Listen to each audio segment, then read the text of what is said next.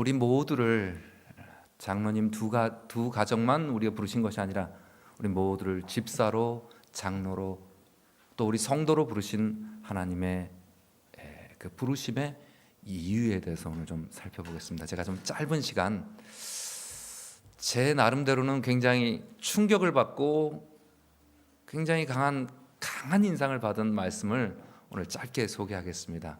시대의 소망 30장에 12제자를 부르시는 예수님의 장면을 제가 좀 읽었습니다.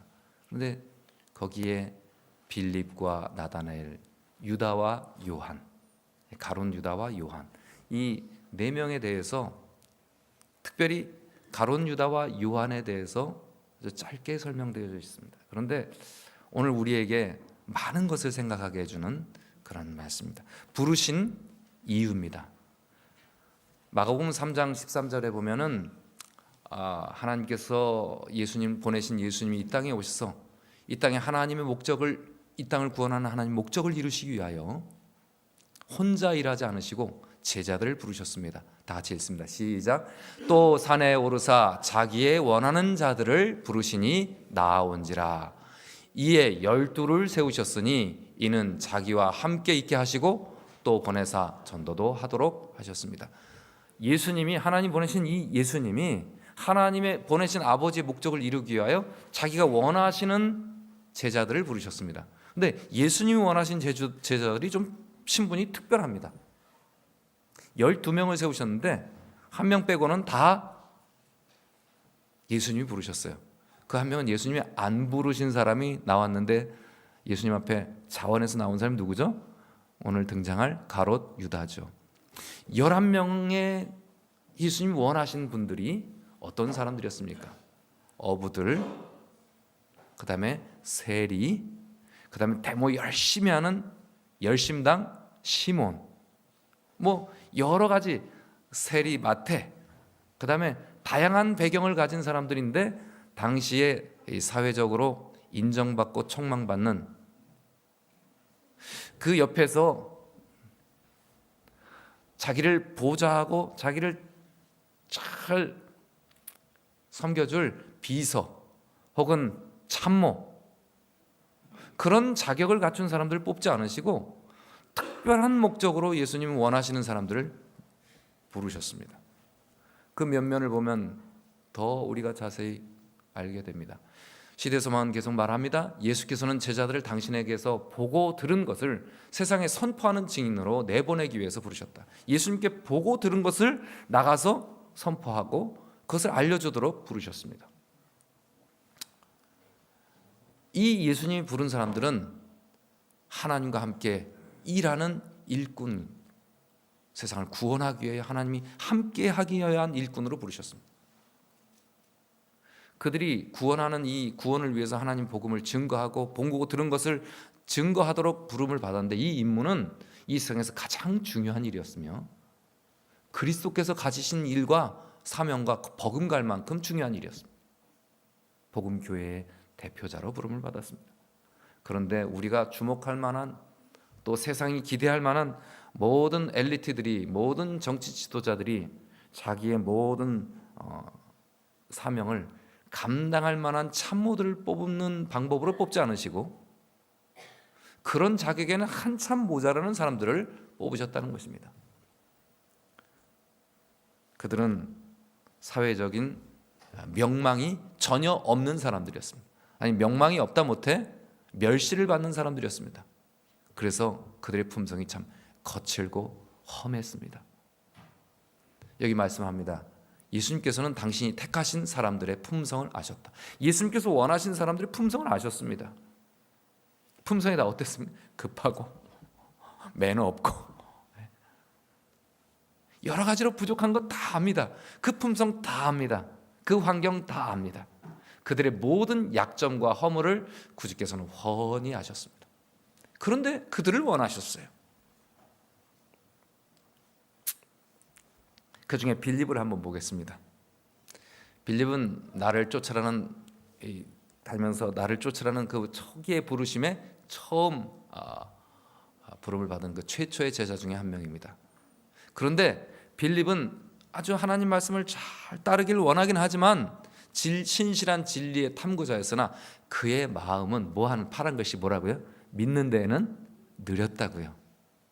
5천 명을 너희 중에 이 5천 명을 먹이라 하니까 예수님, 이 사람들 다 먹이려면 남자 5천 명, 그다음에 여자 5천 명, 애들까지 한 2만 명, 노인 5천 명, 이 한 2만 명, 15,000명, 2천 명 2만 명 먹이려면 200데나리온 한 2천만 원 필요할 것 같습니다.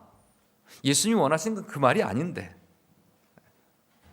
어떻게 예수님과 함께 기적을 통하여 이 사역을 할 것인가? 그러면 우리가 어떻게 하면 좋겠습니까? 이렇게 나와야 되는데 먼저 부정적으로 돈이 얼마 들 것 같습니다. 예수님 믿는데 더 느렸습니다. 예수님을 알고자 하는 헬라인들이 예수님 앞에 방문했습니다. 그랬더니 빌립이 예수님 앞에 예수님을 소개하고 예수님 앞에 데려가지 못하고 누구한테 갔어요? 이 사람들 이거 예수님 앞에 데려가야 되나 말아야 되나를 안드레한테 물으러 갔습니다. 아직 믿음이 약한 것입니다. 그래서 도마가 묻습니다. 주여 어디로 가시나이까? 너희들이 나는 길이요 진리요 생명이니 내가 가는 것을 알진대 나의 아버지를 알았을진대 나를 알았을진대 나의 아버지도 알게 될 것이다. 그랬더니 빌립은 뭐라고 말하냐면 주여 하늘 아버지를 우리에게 보여주시면 우리가 좋게 하겠습니다. 그러면 우리가 좀 믿을 수 있겠습니다. 도마처럼 믿음이 아주 더딘 사람입니다. 아주 진도가 나가는데 아주 굉장히 더뎠다고요. 그런데 3년 동안 예수님과 함께 있으면서 이 제자는 그렇게도 마음이 느리고 믿음이 연약했습니다. 왜냐하면 나를 주여 어디로 가시나이까는 이건 거의 3년 마지막 때거든요. 처음 부름을 받고 마지막 때까지 아버지를 직접 보여주면 좋겠다고 아직 믿는 데는 더딘 사람이었습니다. 이렇게 연약한 사람들을 잘 아시면서도 주님은 부르셨다는 것입니다. 그런데 나다나엘은 반대였습니다. 이 나사렛은 무슨 선한 것이 나겠냐 하는데 예수님 말씀하셨어요. 너가 무화과 나무 아래서 하나님 앞에 진지하게 기도하고 이 세상의 구원을 위해서 메시아를 위해서 간절히 기도하고 있던 그 기도 제목을 내가 너 기도하는 것 거기서 봤다. 그러니까 주님은 살아계신 하나님의 아들이심을 바로 그 자리에서 인정했습니다. 빌립과 이 나다나엘은 정반대라고요.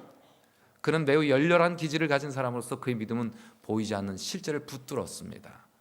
그런데 이 나다나엘에 비해서 빌립은 아주 굉장히 3년이 끝날 때까지 믿음이 약했어요. 그러나 이게 중요합니다. 그러나 빌립은 우리 성도님들 우리 모두가 빌립본처럼 좀 믿는데 더디고 마음이 약할 수 있습니다. 빌립이 꼭 나 같은 마음으로 나갔다 하는 생각 하루 가지시고 함께 읽어볼까요? 시작. 그러나 빌립은 그리스도의 학교에서 배우는 학생이었으며 하늘의 교사께서는 빌립의 불신과 우둔을 인내로 참으셨다. 빌립은 그러나 배우는 학생이었어요. 꾸준히 느리긴 하지만 꾸준히 배우는 사람이었습니다. 그래서 예수님이 그를 원하셨습니다.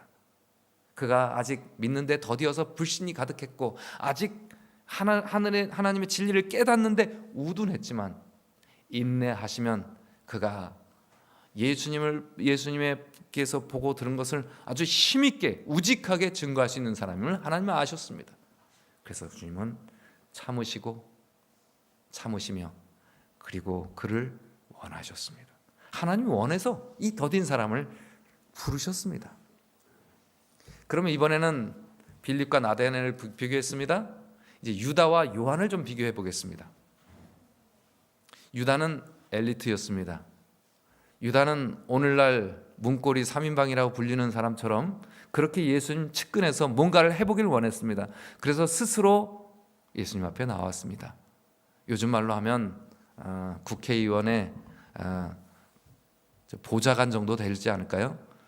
요즘 말로 하면 우리나라 최고의 대학에 법대를 나왔거나 정치 외교학과를 나와가지고 그 국회의원을 보좌관하는 그런 정도의 신분을 가진 그런 사람이었습니다.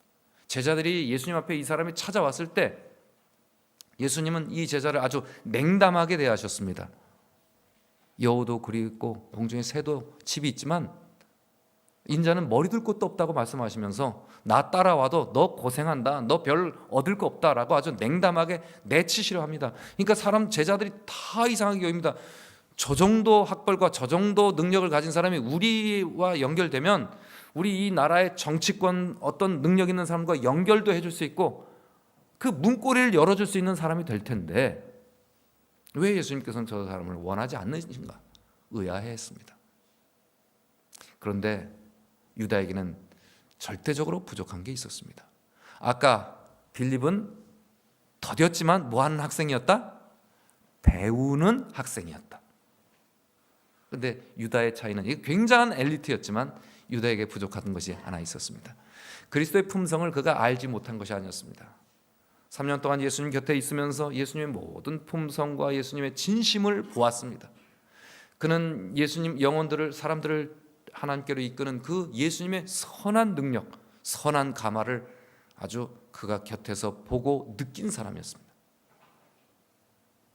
유다는 예수님에게 사실 처음엔 거절을 받았지만 그러나 그렇다 할지라도 예수님이 그 유다에게 모든 제자들에게 제공했던 그 사랑과 그 은혜와 충분한 그리스도의 선한 감화로 교육하기를 멈추지 않으셨기 때문에 그는 똑같은 기회를 가졌던 사람입니다. 그러나를 한번 같이 읽겠습니다. 유다는 그러나 그렇게 뛰어난 정말 예수님을 옆에서 많은 사람들에게 문고리를 열어서 예수님을 연결시켜 줄 수 있는 그런 능력을 가진 사람, 충분한 감화를 받았고 충분한 교육을 받았으나 다 같이 읽습니다. 그러나 시작. 그러나 그리스도께서 요구하시는 진리의 실천은 하지 않았다. 실천은 하지 않았다. 감화도 받았고 교육도 받았지만 배우지는 않았다. 그래서 유다에게는 영 참 진도가 나가지 않은 겁니다. 여기 요한을 좀 비교해 보겠습니다. 유다는 그랬고요. 요한은 정반대입니다. 어부였습니다. 학벌이 영 부족했고요. 그리고 성격은 급하고 또 그런 모든 매너나 모든 것이 부족한 사람이었습니다. 그런데 예수님이 이 요한은 원했던 분입니다. 그죠? 예수님이 원했던 제자예요. 유다는 예수님이 원하지 않았던 제자고요. 그 차이를 오늘 우리가 좀 보겠습니다. 가장 친밀한 교제, 예수님 곁에서 가장 친밀한 교제를 하였던 요한. 어찌 보면 수석 제자라면 베드로를 생각하지만 맨 마지막까지 교회를 끝까지 거의 90년, 100년, AD 100년 예수님 오신 후에 거의 100년 가까이 살아남아서 교회를 크게 돌봤던 정말 어찌 보면 나중에는 진짜 수석이 될 만한 그리고 처음부터 예수님 곁에서 가장 사랑을 많이 받고 가장 친밀한 교제를 했던 요한까지도 원래는 온유하거나 순종하는 성질을 가지지 않았다. 그는 뭐로 불렸습니까? 이 우레 그냥 폭풍처럼 천둥 같은 사람이라고. 얼마나 성격이 불같으면 천둥 같은 사람이라 불렀을까요? 예수님이 다른 사람들과 함께 있을 때 사람들이 조금이라도 그분을 멸시하면 분노해서 나가서 그냥 막 뭔가를 해대는 사람이었습니다. 그러나를 또 한번 읽어봅니다. 다 같이 그러나 시작. 그러나 그는 날마다 자신의 난폭한 정신과 대조되는 예수님의 온유와 관용을 보고 겸비와 인내의 교훈을 들었다. 요한은 신령한 감화에 마음의 문을 열고 구주의 말씀을 듣는 자가 되었을 뿐 아니라 그것을 행하는 자가 되었다. 유다는 다 감화도 받고 다 교훈을 들었고 마음 문이 때로는 열렸는데 그 말씀을 들었을 뿐만 아니라 행하는 자가 요한은 되었는데 유다는 진리를 뭐 하지는 않았다? 실천은 안 했다. 요한은 말씀을 듣고 그것을 행하는 자가 되자 그 난폭한 모든 성격은 자기 안에 그 자기 속 안에 있었던 그 모든 것은 그리스도 안에 감추어졌습니다. 그래서 요한은 정말 나중에 이게 난폭한 사람이 아니라 뭐가 됐습니까? 예수님이 무슨 제자? 사랑의 제자. 자, 제가 여기서 충격적인 걸 하나 보여드리겠습니다. 시대서명을 읽다가 밑줄을 보다 제가 깜짝 놀랐습니다. 위에 거는 악한 욕망, 복수심, 어둡고 음산한 생각. 저건 다른 사람을 내 자존심이 저 사람이 나보다 높아지려면 어떻게든지 저걸 보이지 않게 탁 깔을 내려서 내가 더 그 위치를 점하려고 하는 그런 생각이겠죠. 유다가 상당히 똑똑했기 때문에 그렇게 했을 것입니다. 악한 욕망, 복수심, 어둡고 음산한 생각입니다. 그 몇 단 밑에는 요한의 성격을 말합니다. 악한 뭐예요? 이번엔 성질, 욕망이나 성질 똑같죠? 복수심 똑같죠? 비평하는 정신이나 어둡고 음산한 마음이나 똑같죠? 지금 유다의 성격과 요한의 성격이 똑같습니까? 배움의 차이뿐만 있지, 그리고 그 나머지 모든 성격은 지금 일치하는 거예요. 모든 제자들이 부르심을 받았을 때 그들은 큰 결함을 가지고 있었습니다. 유다도 큰 결함을 가지고 있었고 요한도 큰 결함을 가지고 있었습니다. 그런데 요한은 말씀을 듣는 자가 되었을 뿐만 아니라 그것을 뭐하는 자가 되었다? 행하는 자가 되었다. 그런데 유다는 뭐하지 않았다? 실천하지는 않았다. 유다는 빛 가운데 행하는 대신에 결함을 그대로 지니기로 선택하였다. 그냥 예수님 품성대로 따라가면 나한테 손해가 가고 내가 많은 걸 포기해야 돼요. 예수님이 선한 감화로 다른 사람에게 무화의 봉사를 하는 거 보면 난 그렇게 할 수 없어요. 내가 내 것을 챙기려면 그렇게 할 수 없어요. 저게 좋은 거 아는데 못 챙기는 겁니다. 나를 챙기느라 못 따라하는 거예요. 둘 다 뛰어난 그리스도의 제자였고 예수님과 아주 친밀한 교제를 가졌습니다. 그런데 차이는 무엇이었다?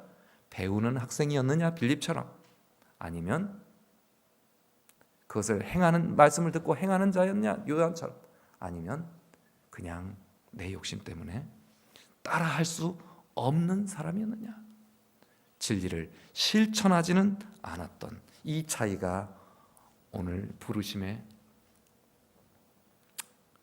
응답하지 못하고 응답한 차이가 되었습니다. 예수님이, 그러면 이 결론이 나옵니다. 예수님이 자기의 원하는 12제자를 부르시는데 11명은 자기가 원하셨습니다. 그런데 한 명은 원하지 않으셨습니다. 원하신 것과 원하시지 않은 차이는 무엇이었습니까? 그들의 배경, 그들의 환경, 그들의 자라온 모든 것들, 그리고 가정, 자녀들, 모든 환경 다 떠나서 무엇입니까? 하나님 말씀을 듣고 배우고 따라하길 원하느냐 원하지 않느냐, 이 두 가지 차이만 있습니다. 제가 정리합니다. 인간이 하늘의 능력을 붙들 때 그리스도께서 믿음으로 마음속에 거하시며 하나님과 협력함으로 사람의 능력은 선을 위한 효율적인 수단이 된다. 갈릴리의 어부들을 부르신 예수님께서는 지금도 우리들을 부르십니다. 하나님은 신성이 인성을 필요로 했다고 해요.